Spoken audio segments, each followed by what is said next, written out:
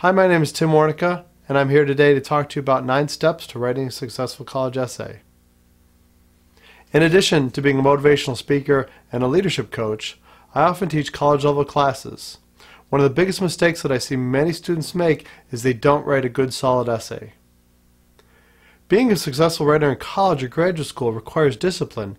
Writing is not easy. And it should be obvious to every college student that writing is one of the skills that will transfer out of college and into any career that you go into. As a leadership coach, one of the largest complaints that I hear from many HR professionals and executives is that people coming out of college can't write coherently. So let's talk about writing a good essay. If you try to sit down and write your essay in a single session, you're setting yourself up for failure. Good writing takes time, so make sure you give yourself time.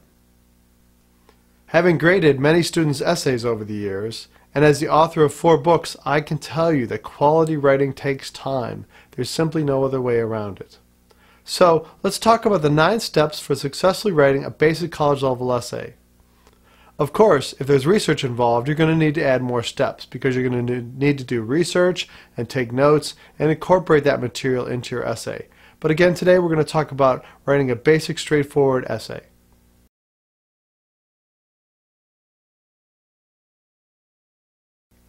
Step number 1. Know the rules, follow the rules. Read the rubric if your instructor gives you one. Make a checklist for yourself. Many students that I have often get lower grades simply because they fail to follow the directions that I give them, either by writing with the incorrect margins or not completing the specific number of pages, but make sure that you know the rules and understand them. Knowing the rules and understanding the rules is one of the key ingredients to successful writing. Step 2. Write. Just write. Give yourself permission to write whatever comes into your mind. Many beginning college students will talk to me about getting writer's block. And writer's block isn't really real. People often talk themselves out of writing. What happens is you simply need to turn off your internal critic and give yourself permission to write. Step 3. Edit. Editing your paper is very important. Here's some important tips for editing. Make sure you do not write like you write on MySpace or Facebook or any other internet site. And certainly don't use text message slang. How you write text message slangs or on MySpace or Facebook are fine and well and good for those places, but there's no place for that kind of writing in formal college writing. Most important of all in the editing process is do not trust your computer's spell checker or grammar checker. It's too often wrong. For example, you could write the sentence, "I see the 4th one and read it." And each one of those words are spelled correctly, but they're the wrong words in the context of this sentence. Obviously, that sentence should be, "I see the 4th one and read it."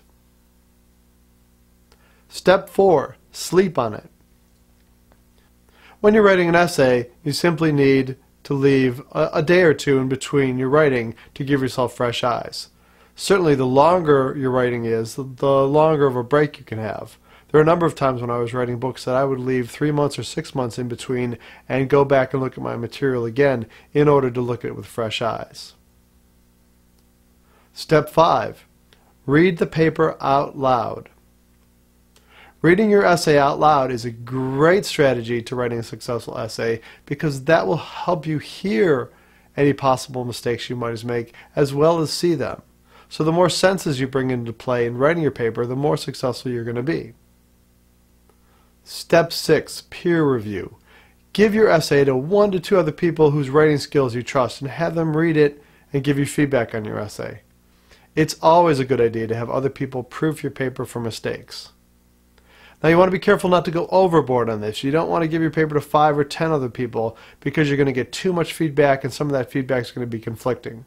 So again, you simply want to pick 1 to 2 people whose writing skills you trust and have them read and proofread your essay and give you feedback on it.